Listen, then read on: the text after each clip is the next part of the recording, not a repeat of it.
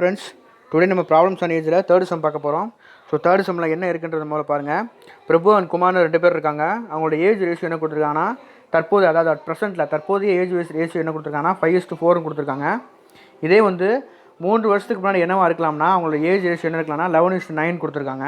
அப்படி இருக்கும்போது குமாரோட தற்போதைய வயது என்னன்னு கேட்டிருக்காங்க. இதில் என்ன டிஃப்ரெண்ட்னா, போன சம்லாம் பார்த்தீங்கன்னா எப்படி இருந்திருக்கும்னா, அந்த டிஃப்ரென்ஸ் கண்டுபிடிப்போம், ரேஷியோவில் லெஃப்ட் ஹேண்ட் சைடு டிஃப்ரென்ஸ் கண்டுபிடிப்போம், அப்புறம் ரைட் ஹேண்ட் சைடு டிஃப்ரென்ஸ் கண்டுபிடிப்போம். ஸோ அப்படி கண்டுபிடிக்கும் போது டிஃப்ரென்ஸ் வந்து சேமாக வரும். இந்த சம்மில் டிஃப்ரென்ஸ் சேமாக இருக்காது.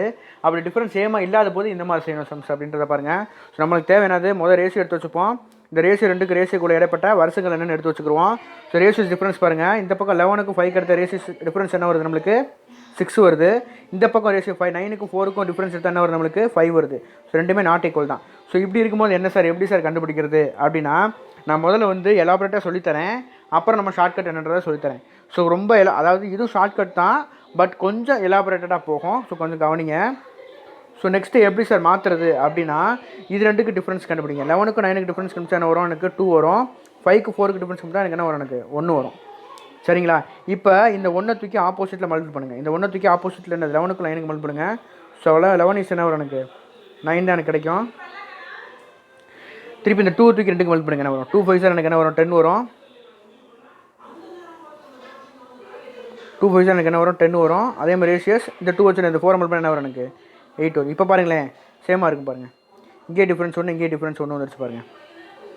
ஸோ இப்போ நம்மளுக்கு தேவையானது தற்போதைய குமாரோட வயது மட்டும்தான். குமாரோட வயது எப்போதைக்கு என்னது இருக்குது நம்மளுக்கு, இந்த 8 தான். சரிங்களா? இந்த 8ஐயும் என்ன பண்ணுவோம், நம்ம ஒன்று வந்து நம்ம அப்படியே இயர் அப்படியே எடுத்துக்கிடுவோம். இந்த 8ஐயும் இந்த 3ஐயும் மல்டிபிள் பண்ணுவோம். So answer is 24 is the குமாரோட அட் ப்ரெசன்ட் ஏஜ். சரிங்களா? இது ஒரு மெத்தடு தான். ஸோ இந்த மெத்தடை இன்னும் ஷார்ட்டாக எப்படி சார் செய்யலாம் அப்படின்றத நெக்ஸ்ட் என்னென்னு சொல்கிறேன், கவனிங்க.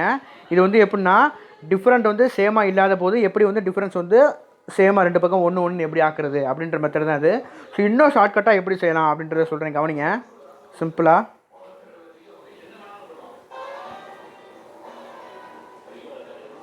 ஸோ இது வந்து என்னென்னா, டிஃப்ரென்ஸ் சேமாக இல்லை அப்படின்னு சம்மன் தெரிஞ்சோன்னு என்ன கண்டுபிடிப்பீங்கன்னா, ஒன்றுமே கிடையாது. நம்ம கண்டுபிடிக்க வேண்டியதுன்னா இந்த 4ஓட வேல்யூ என்னென்னு கண்டுபிடிக்கணும், அவ்வளோதான். அது உங்களுக்கு தெரிஞ்சிருக்கு. ஏன்னா குமாரோட தற்போது வயது தான் கேட்குறாங்க. தற்போதில் குமாரோட ரேஷியோ என்ன இருக்குது, இந்த 4 இருக்குது, ரொம்ப முக்கியம். அதில் இப்போ சேமாக இல்லைன்னு தெரிஞ்சோன்னா, அதாவது இதோட டிஃப்ரென்ஸ் 2 சேமாக இல்லை அப்படின்னு தெரிஞ்சோன்னா என்ன மெத்தட் கண்டுபிடிக்கணும்னா, மேலே இருக்கு பார்த்தீங்கன்னா 11, அதுக்கு 2 டிஃப்ரென்ஸ் கண்டுபிடிங்க. ஸோ 2, அந்த 2ஐயும் இந்த 4ஐயும் மல்டிபிள் பண்ணுங்கள். இந்த 2ஐயும் இந்த 4ஐயும் மல்டிபிள் பண்ணுங்கள். ஸோ ஆன்சர் இஸ் 8 கிடைக்கும். அதையும் டிஃப்ரென்ஸ் இயருக்கு பார்த்தீங்களா, அதையும் மல்டிபிள் பண்ணுங்கள். ஸோ 8 3 24. இப்படி செஞ்சால் மட்டும்தான் உங்களுக்கு வேமா ஆன்சர் கிடைக்கும். சரிங்களா? இதான் ரொம்ப கொஞ்சம் ஷார்ட்கட்டான மெத்தட். சரிங்களா? தேங்க்யூ.